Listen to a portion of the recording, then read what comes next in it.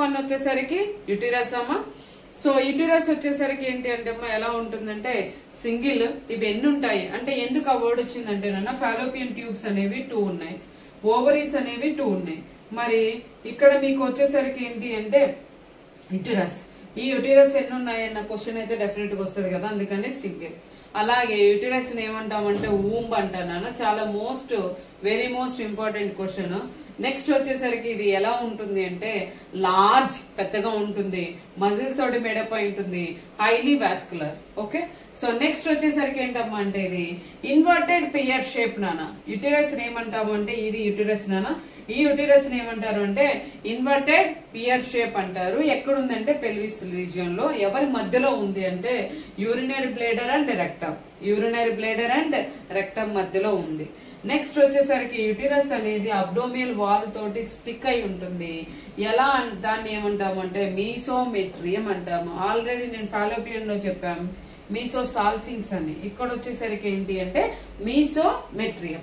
Next వచ్చేసరికి నాన్న ఇక్కడ చూడండి నారో రీజియన్.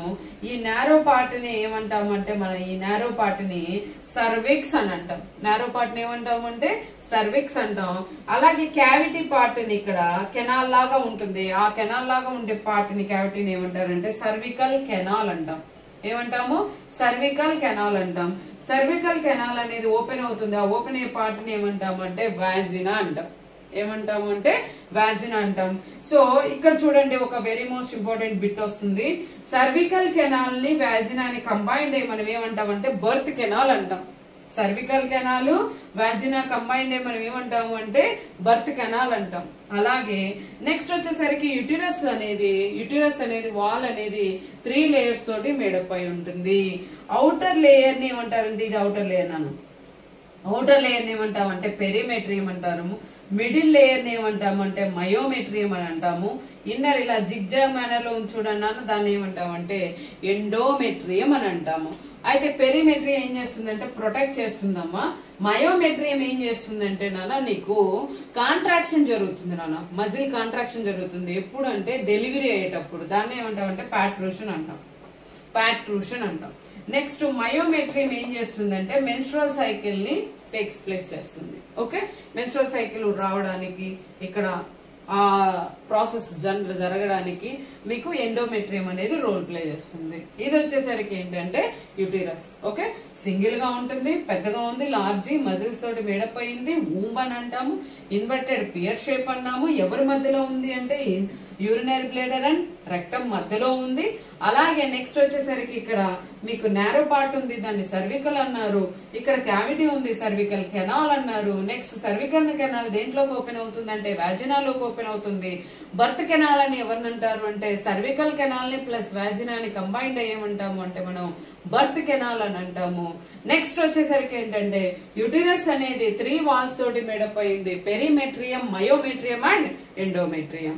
ఓకే, సో ఇది మనకి యూటిరస్ కి సంబంధించిన ఇన్ఫర్మేషన్. అంటే first one Fallopian tube, second one is the uterus. ఇక థర్డ్ ఏంటిది నాన్న వాజినా. సో వాజినా కంప్లీట్ అయింది అనుకోండి, అప్పుడు మీకు ఏం కంప్లీట్ అయినట్టు యాక్సెసరీ డక్ట్స్ అనేవి కంప్లీట్ అయినట్టు. ఓకే,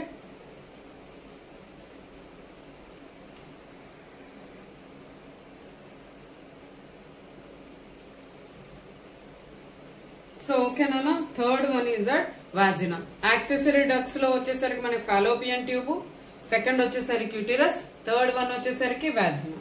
అవునా, సో ఇది థర్డ్ వన్ అన్న. సో వాజినా చాలా స్మాల్ ఇన్ఫర్మేషన్. సో వాజినా అనేది కూడా లార్జ్, అలాగే ఫిబ్రో మస్కులర్ ట్యూబ్ ఎక్స్టెండ్ అయి ఉంటుంది.